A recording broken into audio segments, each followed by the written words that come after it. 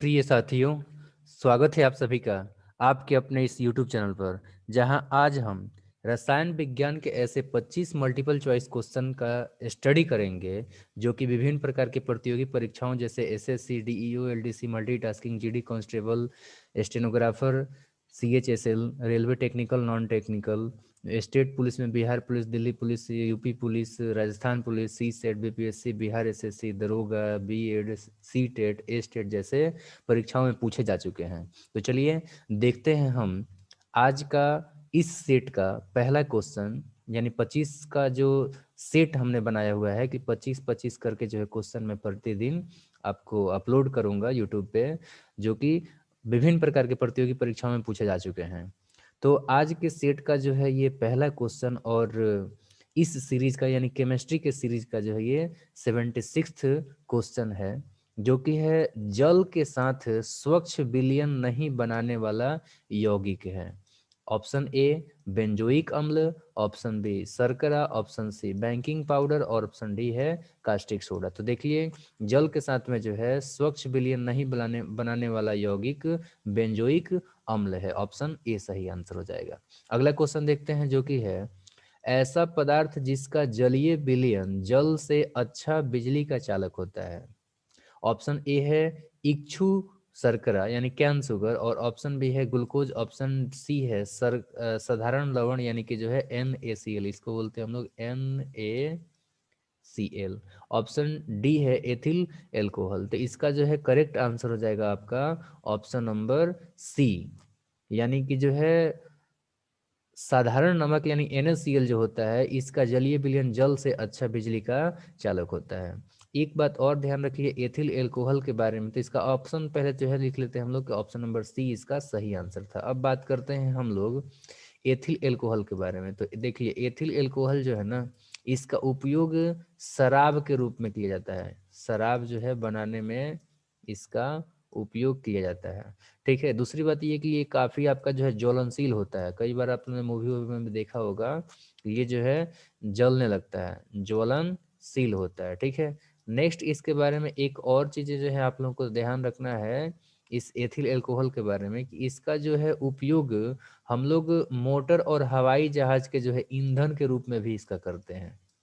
तो ये भी आप लोग ध्यान रखिए कि इसका उपयोग जो है ईंधन के रूप में किया जाता है एथिल एल्कोहल का। साथ साथ इसका जो है और भी कुछ उपयोग है, जैसे कि साबुन बनाने में इसका उपयोग होता है। मतलब जो पारदर्शी साबुन होता है ना, कौन सा साबुन, तो पारदर्शी जो साबुन होता है, इन सबको भी जो है आपका बनाने में इसका उपयोग किया जाता है। तो ये कुछ बातें आप लोगों को जो है महत्वपूर्ण बातें हैं जो कि आप लोगों को याद रखना है एथिल एल्कोहल से संबंधित, कि इसका जो है शराब बनाने में इस्तेमाल किया जाता है। ये आपका जो है ज्वलनशील होता है, और इसीलिए इसका उपयोग जो है हम लोग ईंधन के रूप में करते हैं हवाई जो जहाज रहता है, और साथ ही साथ इसका उपयोग मोटर कारों में। ठीक है, तो मोटर और हवाई जो जहाज होते हैं इसमें इसका इस्तेमाल किया जाता है ईंधन के रूप में। ठीक है, चलिए अब अगला क्वेश्चन देखते हैं, जो कि है सूरा से शुद्ध एल्कोहल इस प्रक्रम से प्राप्त किया जा सकता है। ऑप्शन ए है क्रिस्टलन,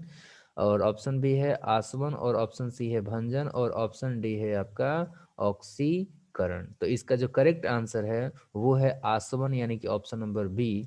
आसवन के विधि से जो है हम लोग सूरा से शुद्ध एल्कोहल को जो है प्राप्त कर सकते हैं। अगला क्वेश्चन देखते हैं, जो कि है उच्च तापमान तथा दाब पर गर्म करने से मोमीय ठोस में बदल जाने वाली गैस कौन सी होती है।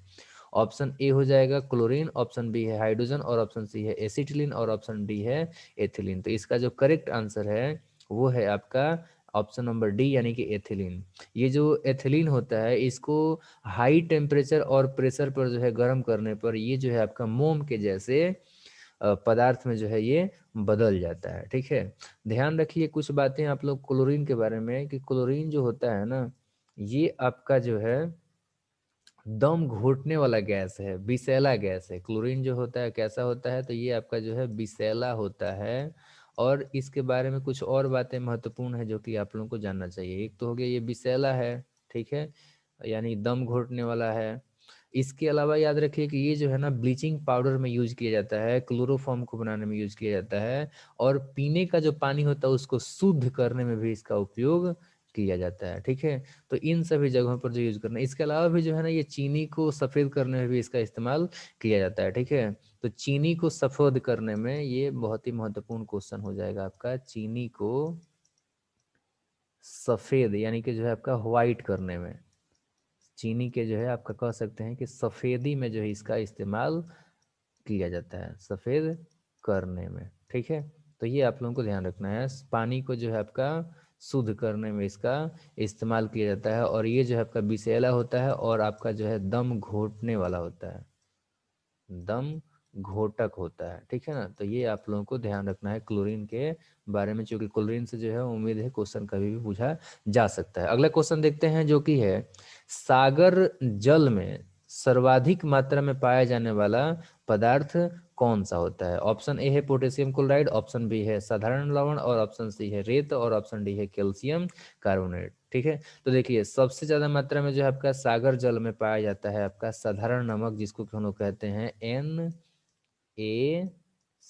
NaCl जो है आपका सबसे ज्यादा मात्रा में पाया जाता है सागर के जल में। ठीक है, इसके अलावा बात करेंगे तो ये जो आपका कैल्शियम कार्बोनेट जो होता है ना, ये आपका कई रूपों में पाया जाता है, जैसे कि चूना पत्थर हो गया। ठीक है, इसके अलावा अगर बात करेंगे, चूना पत्थर ये हो गया, चलिए लिख देता हूँ मैं, चूना पत्थर। चूना पत्थर के अलावा आपने जो है संगमरमर का नाम सुना होगा, खड़िया यानी कि जो चौक होता है, ये हो गया आपका संगमरमर,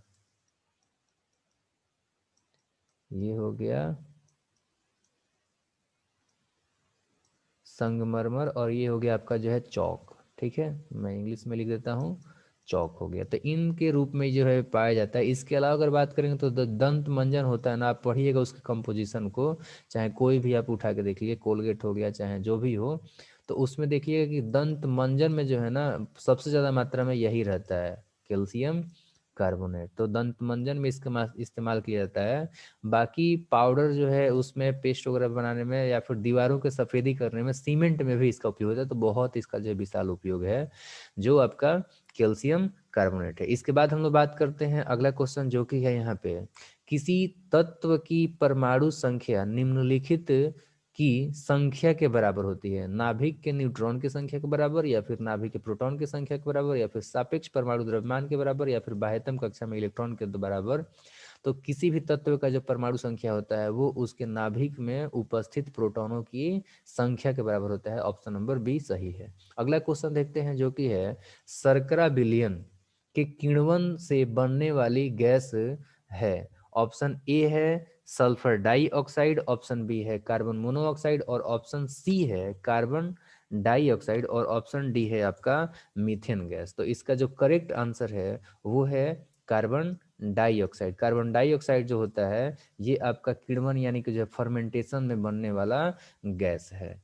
इसके बाद हम लोग बात करेंगे 83 नंबर क्वेश्चन, 83 नंबर क्वेश्चन जो कि है, ग्लूकोज के किण्वन का अंतिम उत्पाद है, यानी कि जो अब आपका ग्लूकोज का जो है किण्वन होता है तो इसका जो अंतिम उत्पाद क्या बनता है? ठीक है, मतलब फर्मेंटेशन में क्या क्या चीजें बनती है, तो देखिए एक तो बनता है उसमें जो आपका कार्बन डाइऑक्साइड, और दूसरा बनता है उसमें एल्कोहल। ठीक है, तो इसका करेक्ट आंसर हो जाएगा ऑप्शन नंबर, यहाँ पर कुछ चीजें गड़बड़ हो गया। ठीक है ना, इसमें जो है कुछ चेंज करना पड़ेगा हमें, या तो यहाँ पे देखिए ऑप्शन देख लेते हैं। ठीक है ना, पहला ऑप्शन जो है मैं सुधार देता हूँ, यहाँ पे जो है मान लीजिए कि यहाँ पे CH3OH हो गया। ठीक है, तो कार्बन डाइऑक्साइड और आपका मेथिल एल्कोहल हो गया, तो ये आपका ऑप्शन नहीं हो पाएगा। इसके बाद है आपका कार्बन मोनोऑक्साइड और एल्कोहल, ये भी आपका नहीं होगा, कार्बन मोनोऑक्साइड नहीं बनता है। कार्बन डाइऑक्साइड और ये हो गया वाटर, ये भी नहीं बनता है। इसके बाद बात करते हैं कार्बन डाइऑक्साइड, और यहाँ पर ऑप्शन जो है ना ये रखिए C2H5OH, यानी कि जो है आपका एथिल एल्कोहल। तो ये आपका करेक्ट आंसर हो जाएगा, यही जो है आपका ग्लूकोज के फर्मेंटेशन का अंतिम उत्पाद है। अगला क्वेश्चन है, एक सेकेंड, हाँ अधिक, अगला क्वेश्चन है 84 नंबर क्वेश्चन, एसिटिक अम्ल के जलीय विलयन का पीएच वैल्यू जो है वो 2 है, उसमें निम्नलिखित में से किसको मिलाया जाए कि उसका पीएच वैल्यू जो है आपका बढ़ जाएगा? ऑप्शन ए है हाइड्रोक्लोरिक अम्ल, ऑप्शन बी है साधारण नमक, और ऑप्शन बी सी है जलीय अमोनिया, और ऑप्शन डी है इक्षु शर्करा। तो इसका जो है करेक्ट आंसर हो जाएगा आपका जो है जलीय अमोनिया। जब जलीय अमोनिया को जो हम लोग एसिटिक अम्ल में मिलाते हैं तो एसिटिक अम्ल का जो जलीय विलयन का जो पीएच वैल्यू है वो 2 से बढ़ जाता है। इसके बाद हम लोग बात करेंगे 85 नंबर क्वेश्चन, जो कि यहाँ पे दिया हुआ है, व्यापारिक तौर पर अमोनिया का उत्पादन अत्यावश्यक है क्योंकि यह निम्नलिखित के काम में आता है। ऑप्शन ए है बहुलकीकरण से प्रोटीन बनाने में, या फिर साबुन बनाने में, या फिर जो है आपका कृत्रिम खाद्य पदार्थ बनाने में, या फिर उर्वरक बनाने में। तो इसका correct answer option number D, उर्वरक बनाने में जो है अमोनिया का इस्तेमाल किया जाता है। अब देखेंगे हम लोग कि उर्वरक में निम्नलिखित तत्व उपलब्ध नहीं होता है। ठीक है, तो हम लोग को बताना है कि उर्वरक यानी जो फर्टिलाइजर होता है तो उसमें जो है कौन सा इसमें से तत्व नहीं पाया जाता है। नाइट्रोजन नहीं पाया जाता है, या फिर हाइड्रोजन नहीं पाया जाता है, या फिर फास्फोरस नहीं पाया जाता है, या फिर क्लोरीन नहीं पाया जाता है। तो इसमें जो है आपका क्लोरीन नहीं पाया जाता है। ठीक है, उर्वरक में क्लोरीन नहीं पाया जाता है, ये ध्यान रखना है। ठीक है, बाकी फास्फोरस का एक बहुत ही महत्वपूर्ण डेटा आपको बता रहा हूँ, याद रखिएगा कि फास्फोरस जो होता है ना हमारे शरीर में 85% होता है। हमारे मतलब 85% कहने का मतलब मेरा ये है कि 85% हमारे बॉडी में, यहाँ पे लिख दे रहा हूँ, हमारे शरीर के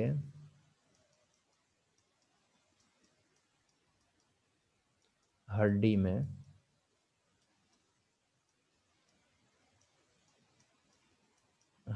जो है आपका कैल्शियम मतलब कि इसको बोलते हैं हम लोग कैल्शियम फॉस्फेट। कैल्शियम, ये हो गया आपका जो है कैल्शियम, कैल्शियम फॉस्फेट। ठीक है ना, फॉस्फेट के रूप में जो है आपका 85% ये पाया जाता है। तो ये आप लोग डेटा एक ध्यान रखिएगा, बायो से हो गया ये। चलिए अगला क्वेश्चन देखते हैं, जो कि है यहाँ पे प्रकृति में नहीं पाया जाने वाला कच्चा माल है। अच्छा, यहाँ पे मैंने टिक किया था, चलिए टिक कर दिए हैं। तो अगला क्वेश्चन देखते हैं, जो कि है प्रकृति में नहीं पाया जाने वाला कच्चा माल है।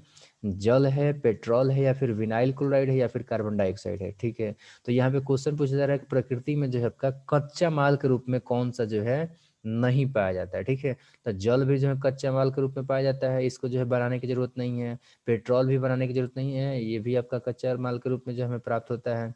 कार्बन डाइऑक्साइड भी प्राप्त होता है, लेकिन विनाइल क्लोराइड जो है ये हमें नहीं प्राप्त होता है। ठीक है, तो ये ध्यान रखिएगा। बाकी अगर जल का बात की जाए तो इसमें ना तो कोई स्वाद होता है और ना ही इसमें कोई रंग होता है, ना गंध होता है, ये ध्यान रखिएगा। और बाकी ये ठोस मतलब सॉलिड, लिक्विड और आपका गैस, ये तीनों ही फॉर्मों में पाया जाता है। ये बहुत ही महत्वपूर्ण है, ये ध्यान रखिएगा।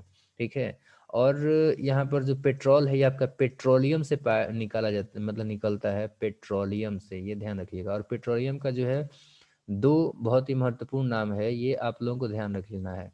पेट्रोलियम को क्या क्या हम लोग कहते हैं, तो पेट्रोलियम को हम लोग काला सोना के नाम से भी जानते हैं। ठीक है, पेट्रोलियम जो है काला सोना के नाम से भी जाना जाता है, ब्लैक गोल्ड।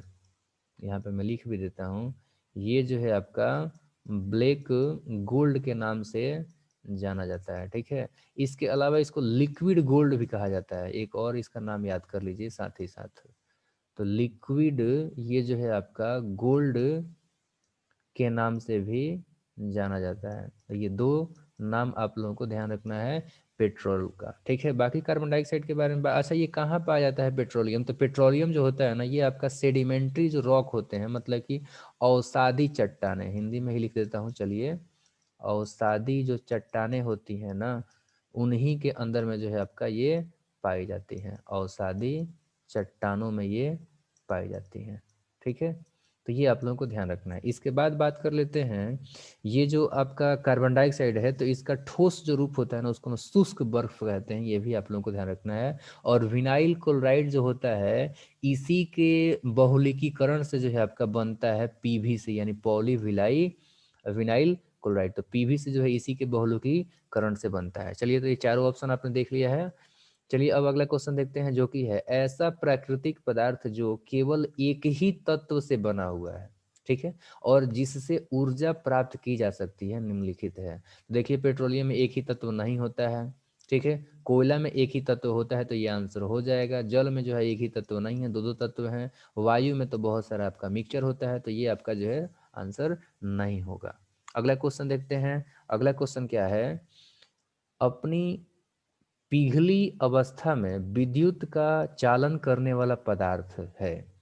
पॉलीथीन या फिर जो है ग्लूकोज या यूरिया या फिर सामान्य लवण। तो ये देखिए सामान्य जो लवण होता है ये क्या करता है कि अपने पिघले हुए अवस्था में भी जो है बिजली का कंडक्शन करता है। ठीक है, तो ये आप लोगों को ध्यान रखना है। अगला क्वेश्चन देख लेते हैं। अच्छा, एक चीज और आप लोगों को बता दूं कि ये जो आपका पॉलीथीन होता है वो कैसे बनता है। तो पॉलीथीन जो है ना ये आपका इथिलीन से बनता है।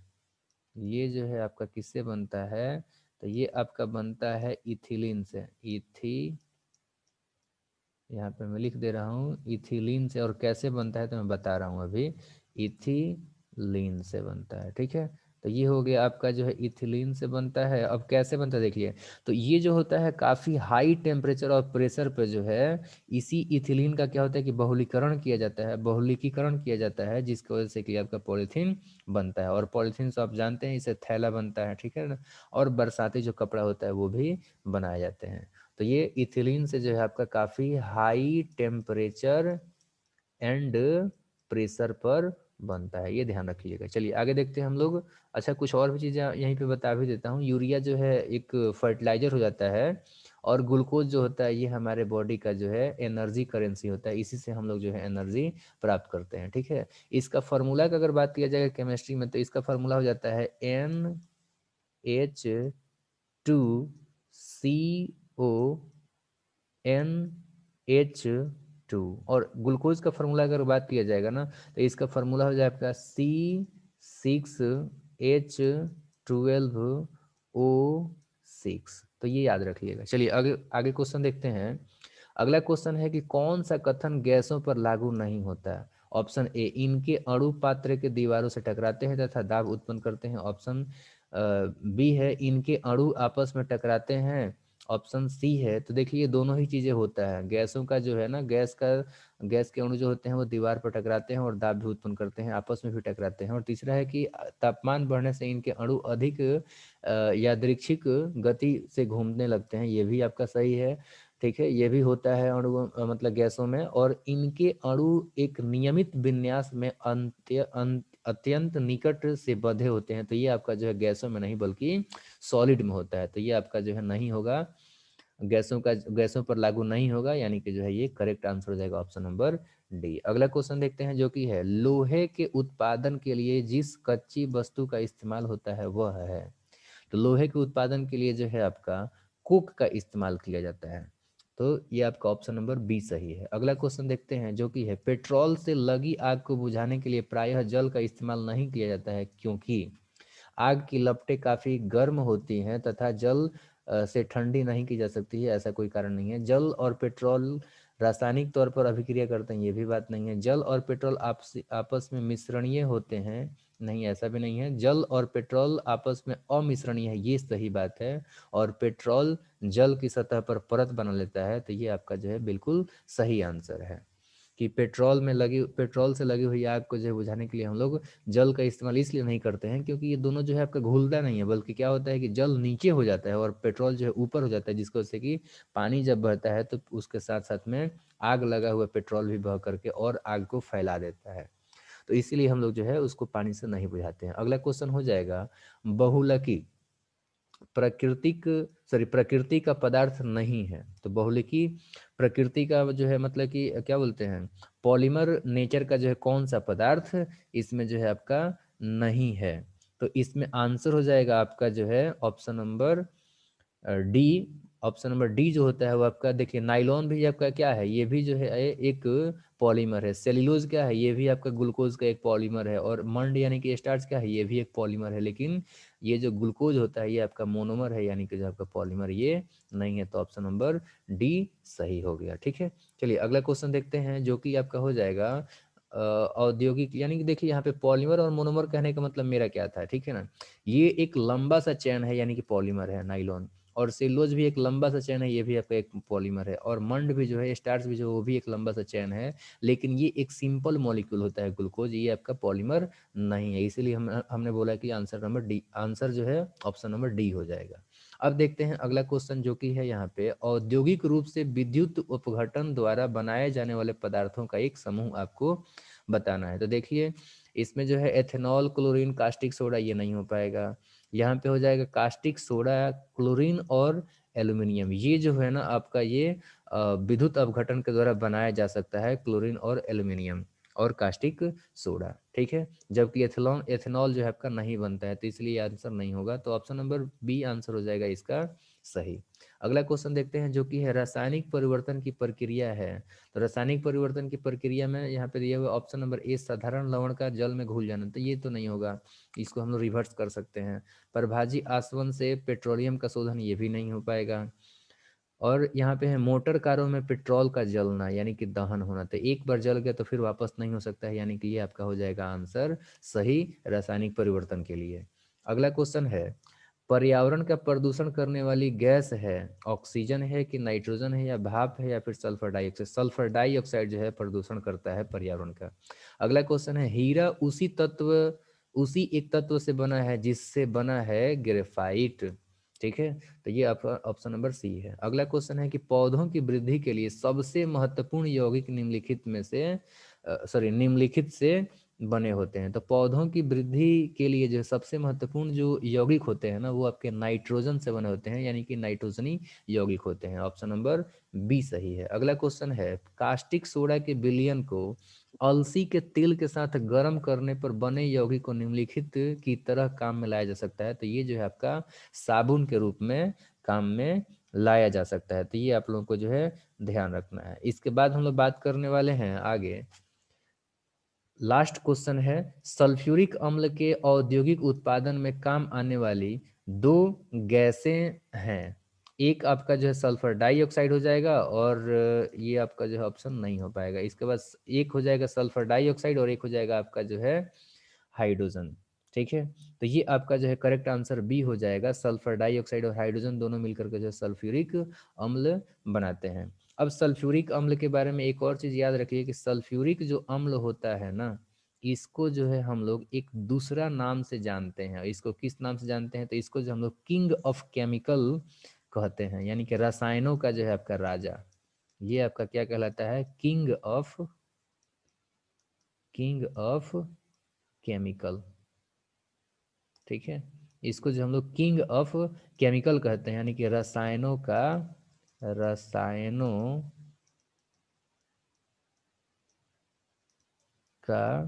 राजा। तो ये आपका रसायनों का राजा भी कहलाता है कौन, तो ये कहलाता है आपका सल्फर डाई ऑक्साइड, ठीक है। सॉरी, सल्फर डाई ऑक्साइड नहीं बल्कि सल्फ्यूरिक अम्ल, गलती से जो हमने यहाँ पे बता दे रहा हूँ। इसका आंसर था आपका सल्फर डाइऑक्साइड और हाइड्रोजन। और सल्फ्यूरिक अम्ल यानी कि H2SO4, यहाँ पे लिख भी देता हूँ H2SO4, ठीक है। तो इसको जो है हम लोग क्या बोलते हैं, H2SO4, ये तो सल्फर डाइऑक्साइड SO2 हो गया ना, तो SO2 को थोड़ा ना बोलते हैं हम लोग बोलते हैं H2SO4 को। तो ये तो आपका SO2 था।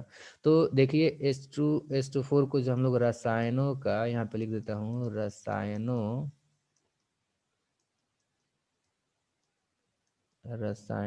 का राजा भी कहते हैं, ठीक है ना। और इसको जो हम लोग बैटरी के अंदर में जो है क्या बोलते हैं, स्टोरेज बैटरी जो होता है ना, उसमें हम लोग इसका इस्तेमाल करते हैं। इसका इस्तेमाल जो आपका बैटरी के अंदर में होता है, बैटरी में होता है, बैटरी में उपयोग किया जाता है, ठीक है। तो ये दो बातें जो है आप लोग इस लास्ट टॉपिक से भी याद करते चलिए, ठीक है। चलिए, तो उम्मीद करता हूँ कि आप लोगों को जो है ये 25 क्वेश्चन जो कि विभिन्न प्रकार के प्रतियोगी परीक्षाओं में पूछे गए थे पहले के सालों में, जो कि आपने आज स्टडी किया, और उम्मीद करता हूँ कि आपको बहुत ही बढ़िया लगा होगा। अगर आपको ये वीडियो पसंद आ रहा है तो आप जो है अपने दोस्तों को भी शेयर कीजिए। सो इस वीडियो लेक्चर को जो है अंत तक देखने के लिए आपका बहुत बहुत धन्यवाद। Thank you very much.